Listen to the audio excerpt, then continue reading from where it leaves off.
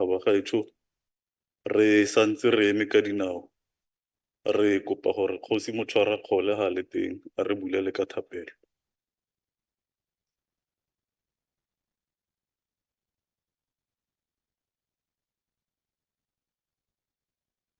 A re rapeleng mo leineng ya rara ya moya o boitshepo modimo a boretše mogolo re hano rara ka tlhago senata a rona baetapele ke ba morena wa Iseraele a ene wena o ba tshireletsa morena wa rona modimo a poloko ra go rapela rara na chairperson thata morena le re Ramaphosa rara gore ba bue le rona rara ba re tlile ka mohoko monate modimo wa Iseraele ke go pila rara le bitseng ya rara le pa ya motsamputla amen.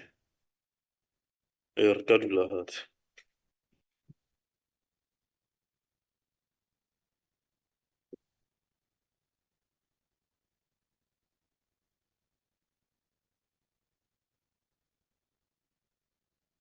Ha ke tsena go go dumedisa dikgosi tsa rona dikgosi kgolo tsa rona re amogele magolo ba rona. We have called this sitting in terms of the section 33 1B of the Traditional and Khoi-San Leadership Act of 2019, read with clause 14 of the rules and orders of the National House of Traditional and Khoi-San Leaders as adopted by the House. In this sitting, it is only the President who addresses the House and no one else. In this moment, we do have our media people, so I will give them 2 minutes to walk around and take pictures, but take pictures with the necessary decorum of the House. It's your turn to take pictures.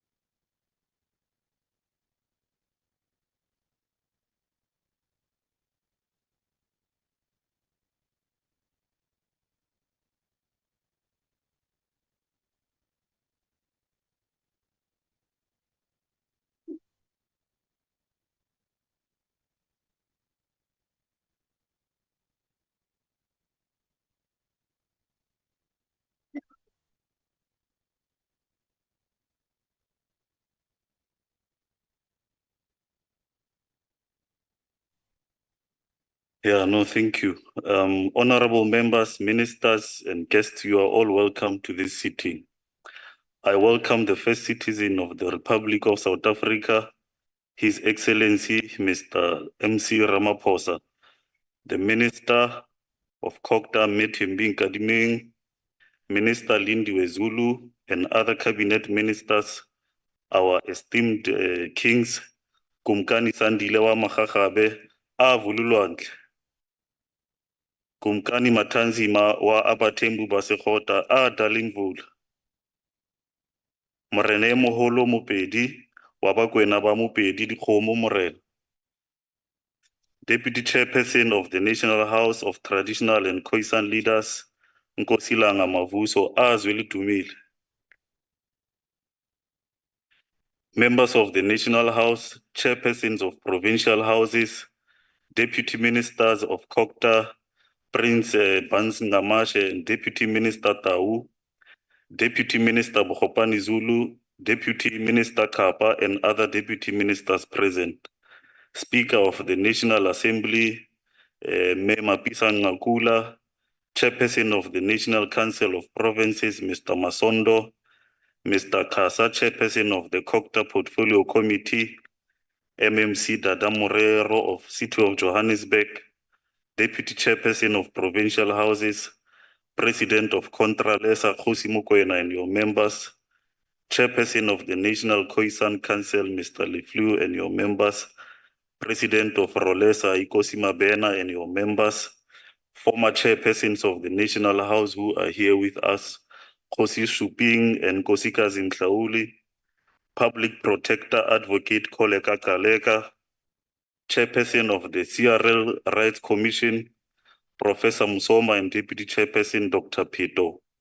The following partners of the National House of Traditional and Khoi-San leaders, Dr. Khanaga of Sanak Main Sector, Mr. Dube of Musiamis Rural Development, Mr. Karim and Mr. Ahmed of Alimdad Foundation, Mr. Nelson Mufu from United Nations, who is the resident coordinator, Dr. Mtembu, who is the chairperson of Indoni SA and members, Ms. S. Moyani from SF8's country representative, Mr. K. Grill from AfriForum, Ms. Z. Sibisi of Fairheads, Mr. Z. Rigan of John Deere, Mr. A. Nkeketo of Ikamva Institute, Ms. N. Noko of Ukhanyo Grains, all guests, government officials, ladies and gentlemen. I am now going to call the President of the Republic of South Africa, His Excellency, Mr. Cyril Ramaphosa, to render his opening address. You may come to the stage, President.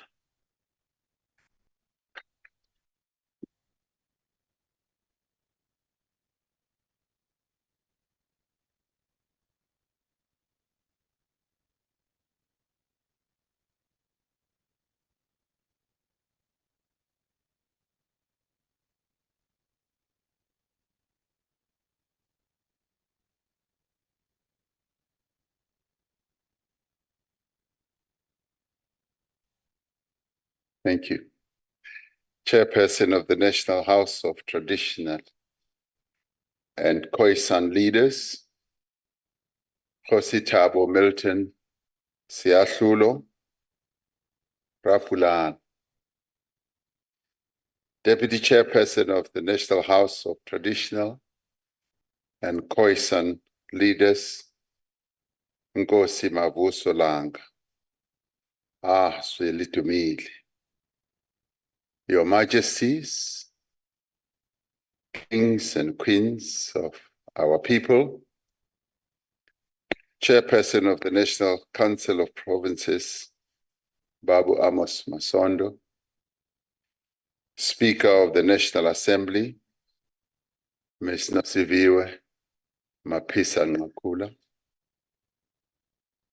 Minister of Cooperative Governance and Traditional Affairs, Deputy Chairperson of the National Council of Provinces, Me Lucas, Ministers and Deputy Ministers here present, our Premiers who are present, Chairpersons and Deputy Chairpersons of the Provincial Houses of Traditional and Khoi-San leaders, the President and Deputy Presidents of Contralesa and Rolesa, the Chairperson of the National Khoi-San Council, Mr. Cyril Ramaphosa, and leaders of political parties, heads of our Chapter 9 institutions here present, Directors General and officials and guests, and ladies and gentlemen. This is once again a real honor for me to have this opportunity to address the National House of Traditional and Khoi-San leaders. This is a particular important year in which we celebrate 30 years of attaining our freedom and installing our democracy. As we gather here today, we keenly feel a great void left by the absence of Prince Mangosuthu Buthelezi, who passed away last year. Beyond being a font of knowledge with respect to the institution of traditional leadership, Umntwana wakwaPhindangene was always seated here on these very benches at the annual opening of this house. We always would look forward to his participation in the debate, and more importantly, to his unbelievable eloquence. He is indeed sorely missed, and his absence amongst us is felt. Let me take this opportunity to condemn in the strongest terms the rise in killings of traditional leaders across our country, and especially in KwaZulu-Natal. Our law enforcement agencies have been directed to be hard at work to ensure that those responsible for this heinous act are brought to book. On behalf of the government, I wish to pass our deepest condolences to all families for the loss of their loved ones, and to you all for the loss of your colleagues. May their soul and those of other traditional leaders who passed on since the last opening of the house continue to rest in peace. Honorable members, in my State of the Nation address delivered earlier this month, I reflected on the journey we have traversed over the past 30 years since attaining our freedom. I took time to outline indisputable gains we have made as a nation, not only in giving effect to the values of our noble Constitution, but in improving the lives of millions of South Africans. Yes, we do certainly have much further to go. Yes, there is much more that still needs to be done to continue to change the lives of our people. But it is incumbent on us to consolidate the gains that we have made as we chart the course for a new, better future, where there is shared prosperity, where there is true freedom and meaningful equality. We strive to achieve a society where no one is left behind. As a nation, we can also be proud of the journey that we have traversed according to the institution of traditional leadership, in terms of the stature that we have accorded this institution, a stature that it deserves. Today, our kings and queens are recognized as kings and queens, as opposed to being called paramount chiefs, a term which colonial and apartheid rule introduced to make it clear that in their minds, the real kings were only those that came from Europe. Today, we have a national house of traditional and Khoi-San leaders that does play an active role as well as a meaningful role in our national life. And this role continues to improve. We do, of course, wish that more of our Khoi-San leaders are brought into the fold and are formally recognized under the Traditional and Khoi-San Leadership Act. The Commission on Khoi-San Matters has been appointed to receive and assess applications for the recognition and make recommendations to the minister. This process is taking longer than it was initially envisaged, but it is my humble appeal that we allow the Commission the space to continue with its complex historical mission that they have been assigned. Complex historical mission it is, but it is a task that they must engage in and complete.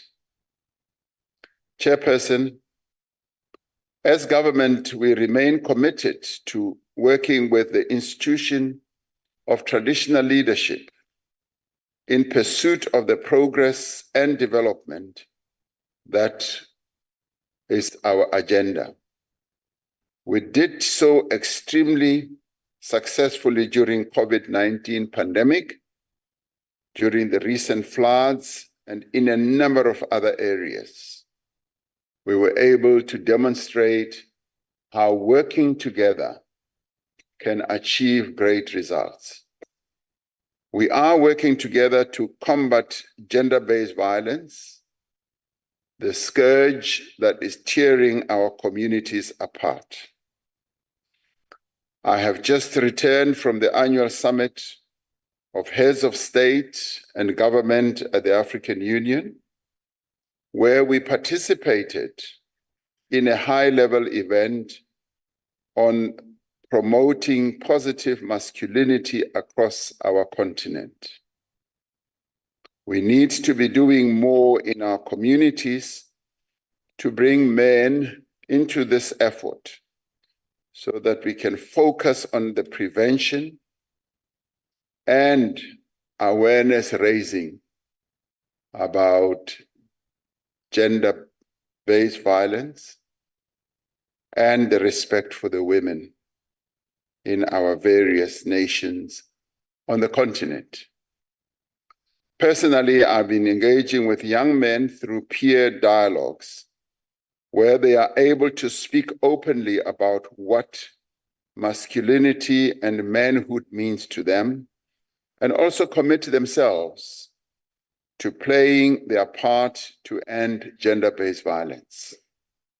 You will recall that during the State of the Nation address, I spoke praisingly about how the young boys at a school drafted a pledge that should be signed by men. We proceeded to draft what we believe is a national pledge, which the Deputy President and myself have signed, which we would like the men of South Africa to also sign.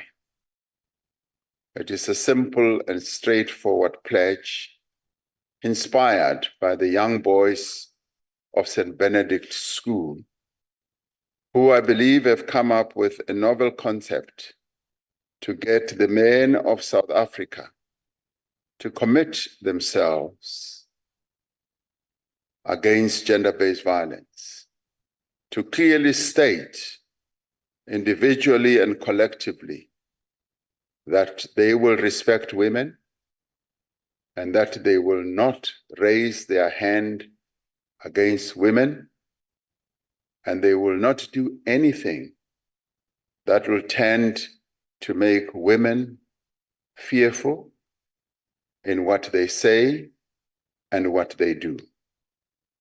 This, I believe, is quite a profound development inspired by young boys, which all of us as men of South Africa should now commit to.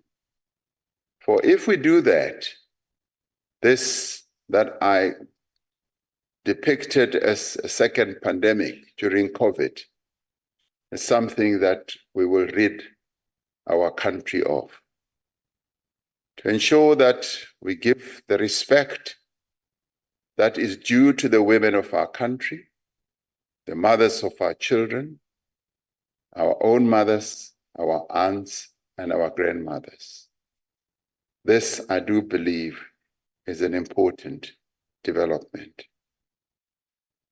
I call on all male traditional leaders to be part of this effort and to start their own men's dialogues. And we have found that these men dialogues work. I was keenly told by the principal of one of our universities, who said, and just was during the time when gender-based violence was rife at the university, who said they convened a men's dialogue and got all the young men in the university together. And they started talking individually and collectively as men. And he reports that after a number of sessions, incidents of gender-based violence at that university subsided to a point where some of the female students went to him and said, "Principal, we now walk around the campus at night without any fear," meaning that these dialogues had achieved a very important objective. It is for this reason that I call on us as traditional leaders, male traditional leaders, to also initiate these dialogues. The influence and stature that you as traditional leaders bring to bear can and does make a difference, given the role that cultural norms and practices often play in perpetuating violence against women and children and girls. This whole issue has now been taken up at a continental level. And I urge that we as South Africans should also take it up in tandem. Furthermore, this House's partnership with Parliament and the SANAC Men's Parliament is greatly appreciated and should continue to enjoy the support of our traditional leaders. This spirit of unity should continue as we work together to bring development to our communities. Climate change is a growing concern in our country and indeed on the continent as well. The recent flooding we experienced, together with other extreme weather events, are a stark reminder that we cannot be complacent about this grave threat to both lives and livelihoods. It is pleasing to note that the institution of traditional and Khoi-San leadership is once again playing its role to assist our communities. I specifically wish to commend the work that is being done by the structure of the spouses and female traditional leaders called Umgogodla KwaZulu during the floods that engulfed KwaZulu-Natal. The Ondlunkulu stood in partnership with the Al-Imdad, Old Mutual, Princess Gabo, and Kaiser Junior Foundations, and others to help those who were affected by floods. And I know that this type of initiatives were prevalent in many, many other parts of the country where our traditional leaders were playing a leading role and a key role in helping communities to deal with the ravages of climate change. We do sincerely appreciate this valuable work, some of which we may not have known about, but we thank you for the work which is very valuable that you have done. I've been advised that several other provinces have formalized the structures of spouses and women traditional leaders of Amakosi. We implore this House to continue working together with the provincial houses to ensure that such structures are established and capacitated. Drug abuse is another serious challenge in our communities. It is encouraging to note that this House is working with the Central Drug Authority to support its work. I urge you as this House to encourage provinces and local houses to establish relationships with community-based organizations that are involved in this type of work, and those that would be involved in this type of work, to fight the scourge of drugs together.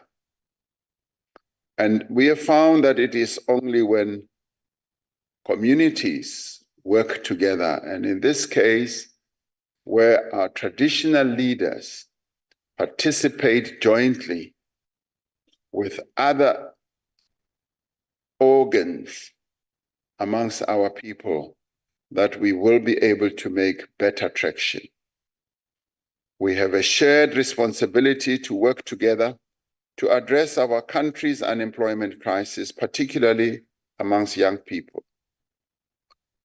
The Presidential Youth Employment Intervention, the National Youth Service, and the Youth Employment Service are just some of the initiatives we are implementing that are making a difference. Through these initiatives, we have been able to bring in close on to 800,000 young people into job opportunities, but more importantly, into situations where they get job preparedness, where they are able also to contribute to the development of our communities, particularly in certain areas or disciplines like education, agriculture, and community services, where we've been able to deploy them to good effect. I call on this House to play an active role in the ongoing process of recruiting young people into the National Rural Youth Service Corps that is being coordinated by the Department of Agriculture and Land Reform and Rural Development. And it is also an initiative in which the South African National Defence Force plays a critical role. The Invest Rural Blueprint that was handed over to me by the former chairperson of this House, our late Nkosi Mahlangu, is being fused into government programs. The training of young people by the Department of Agriculture, Land Reform and Rural Development is a practical example of this.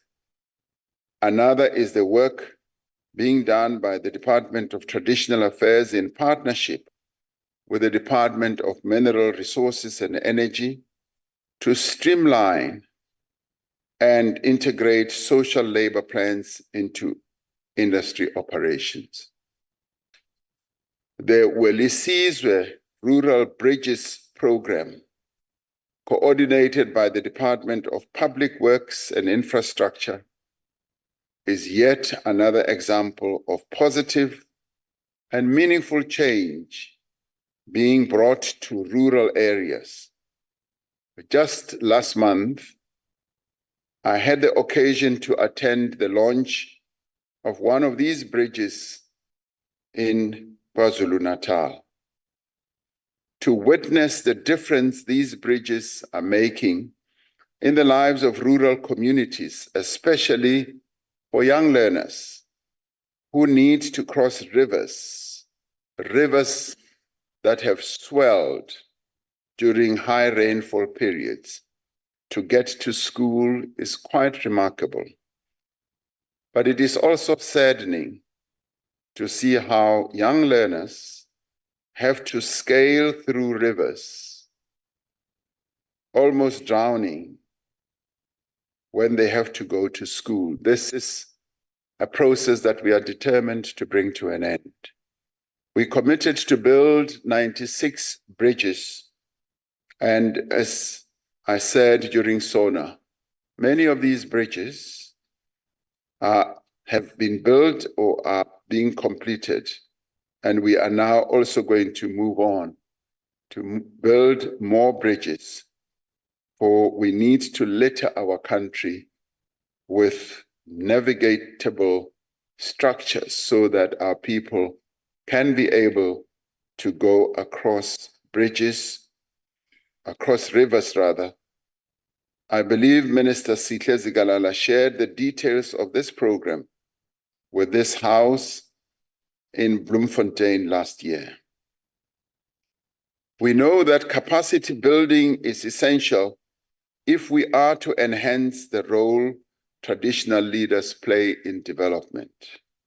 And I've been particularly pleased as I have gone around the country and have had occasion, as I often seek to do, when I come to your areas, to meet many of you in your own settings before I even go about doing any form of government work. I've taken it upon myself to pay my respects to you as our traditional leaders, so that in a way you should be able to pave the way for us to do government work, yes, in cooperation with you. But I've been highly impressed with the disposition that I have found amongst you. The disposition of seeking to focus on development issues, no longer just on issues which have to do with non-development matters, where you have demonstrated very clearly that in order for community development to be entrenched and to proceed, you have taken a keen interest as our traditional leaders to be part of the process of development, to be intricately involved, and to be interested in matters of development. And in this regard, we welcome the partnership between the Department of Traditional Affairs and the National School of Government to provide training, amongst others, facilitating socio-economic development for traditional communities. The National School of Government is offering a number of outstanding courses, and we are pleased that they are doing this not only in our own country, but also today in another country in Southern Africa, where, as Professor Ngaweni told me, they are outlining a full course for ministers and officials of another country in the attendance of the president of that country. So there is a great deal that our National School of Government is doing. In the new administration, the 7th administration, I will be making it compulsory for those that I will lead in the executive that is coming to attend the course at the National School of Government. I hope you get the underlying message. The program that the National School of Government has initiated is aimed at empowering, yes, our government representatives, including our traditional leaders, to act as change agents in their communities and to transfer new knowledge and skills so we can initiate sustainable economic interventions in our rural areas. It is for this reason that I applaud you as our traditional leaders for having a keen interest in matters that have to deal with development. This, yes, has been in development. It has been rising. It has been growing. And I want to stress that we would like it to grow more. Our goal in the end is an active rural citizenry with our traditional leaders at the helm. Gone should be the days when whatever is done for our people is done without their knowledge, without their participation. And I say, everything must be done with your active participation, with your active knowledge. That is how we build communities. That is how our democracy matures, because it becomes a participatory democracy. And I know it is hard, it is difficult. We have a robust democracy. That's what we wanted. It is noisy. It is sometimes rambunctious, and sometimes it is so active, but it is the system that we chose. So it must be engendered, it must be nurtured, and it must be encouraged. The people of South Africa would want nothing less. The issue of transferring communal land to traditional councils is one of great interest to this House. Even as I speak on this issue, I can see it in your eyes, that this is the one issue that you want me to speak about. Yes, I know that.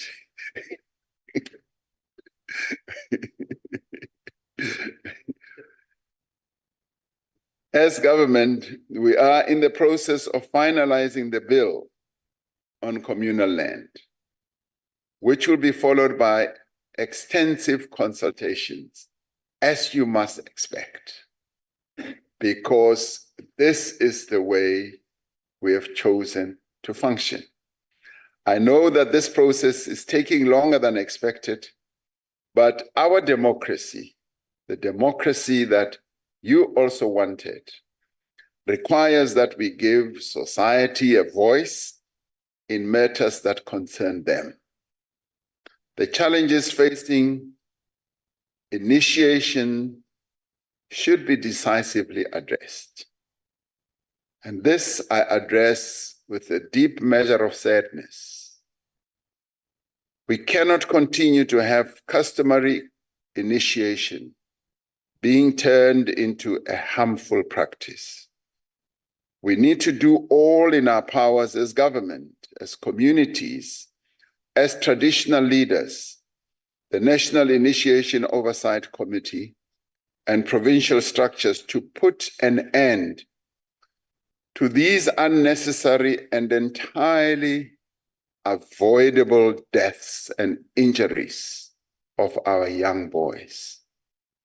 I urge this House to continue to monitor and guide provinces and various local houses on the provisions of the Customary Initiation Act. We must live up to the slogan, Mabaye bephila, babuye bephila. That is what we need to focus on. It is always saddening, and I've said this in a few openings of this House, when we hear stories of how young boys go into initiation and come out as corpses.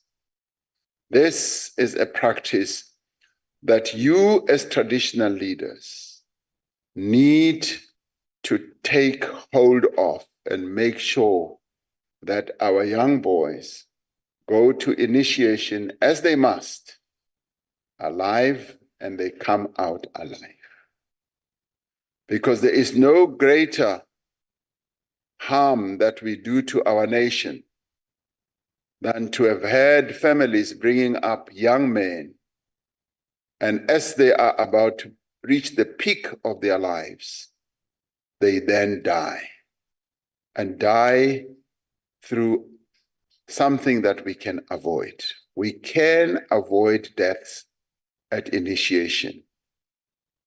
My heart was torn apart when last year we heard that I think up to 34 young men had died in the Eastern Cape. This, I'd like to challenge this House, all of you as traditional leaders, to put your heads together to come up with a clear plan of how, as the season of initiation starts, we can make sure that our antennas are on a high alert. And it's not like, the whole population of young men in any of our provinces is going for initiation. It is a number that is manageable. We can follow up every young man's household and make sure that they come out alive. Granted, some of the households are women-headed families, and that is where the mobilization of our traditional leaders can make sure that we do take care. I have some of my colleagues in cabinet who have sons who tell me that as their sons go for initiation, they make sure that they are there all the time, making sure that it all works well. They are there day and night, ensuring that the process is properly managed. And I do believe that if there is proper mobilization in our communities, where our traditional leaders work together with households, exactly the same thing can happen. Where as young men go for initiation, the men in the community make sure, even if there are women-headed families, they make sure that these young men are well looked after and they come back alive. This I ask of you as our traditional leaders, to take this in your hands. Another matter that has been outstanding for some time in our program is the Traditional Courts Act. And I know this is one other that you do want to talk to me about. I have now assented to the act and will soon be proclaiming the date on which it comes into effect. I expect a good round of applause on this issue.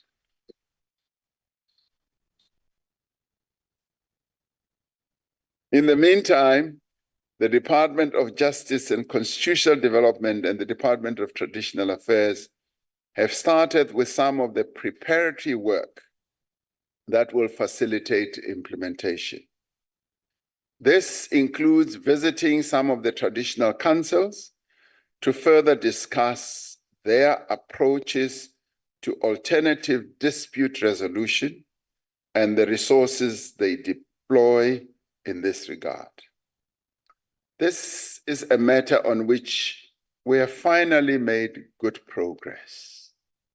And I do hope that it is something that you do recognize. We have had concerns expressed to us by this House with regard to involving traditional leadership more in the work of the interministerial task team, the Deputy President and myself are seized with the matter of ensuring that members of this House are invited to work stream meetings and are able to participate more fully. It is a matter that is being addressed. On the 29th of May, how can I make a mistake on this? On the 29th of May, South Africans will be going to the polls to vote in our 7th democratic elections for national and provincial government. Now, as we prepare for this historic occasion, which many in our country have been yearning for, have been calling for, the day has now come, or the day is now coming, where South Africans will, of their own free choice and will, participate in the choice of their government. Now, as we prepare for this occasion, I once again urge traditional leaders to continue to urge all eligible voters to register and participate in these elections. As we have done before, we call on traditional leaders to actively promote free and fair campaigning. Politicians will come to your areas, and as they come to your areas, we urge that you should promote free and fair campaigning and to ensure that all voters can exercise their democratic right freely themselves. May you remain with the spirit of our forebears who never retreated when challenges were facing them. Working side by side, we will be able, in my view, to move forward. There's a great deal that we have achieved over the past 30 years. Some may say the glass is empty, and they know that the glass is not empty. Some may say, well, the glass was never filled, and they know that is not true. As South Africans, who you have also been aiding and abetting, we have achieved a great deal, and we have seen how the improvements have happened in the lives of our people. Now, I urge you, as we end the life of this 6th administration, that let us continue walking this journey. Utatu Nelson Mandela, as we often quote him, because what he said was so true. And he said he has walked this journey of freedom. His walk to freedom has been long. And indeed, our walk to freedom has been long. But he then said, well, I have arrived at this high point, this wonderful hill. And as I look around, I see the vista, the beauty, and the splendor of our country. And indeed, wherever you come from, you have great beauty, great splendor. The areas that you come from, the areas that you rule in are truly beautiful, and they are the gems of our country. But he then says, I cannot wait too long looking at the beauty of this country. I must get on my journey again, for there are many hills that I still have to climb. It is so that having concluded 30 years of our freedom, there are still many, many hills that we've got to climb. There's still so much more that we have to do. And we have to perfect our democracy. We've got to give full meaning to what our freedom is all about and what the struggle was all about. I spent a considerable amount of time yesterday talking to American legislators from the Senate and from the House of Representatives who are visiting our country. They come to South Africa to come and look at the progress we have made. And they all said, we continue to be in awe at what you have achieved as South Africa over the years of your democracy. But they also add, we continue to be in great awe of your great leader, Nelson Mandela, who we deeply respect. And then they add, we would like to engender not a relationship between South Africa and the United States. We want to engender a friendship. We want to trade with you.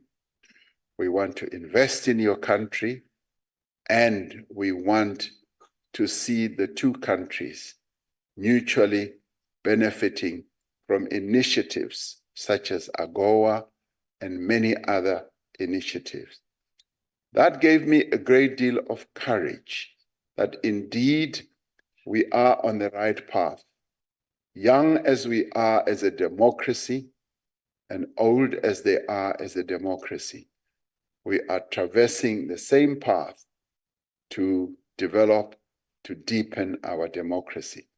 So that gave me a great deal of encouragement, as my presence here always gives me a great deal, not only of joy, but encouragement, that I am amongst people who love their country so deeply and who are willing to sacrifice their time to come here to work together as one nation, one South Africa, to develop the communities in which you live. I thank you.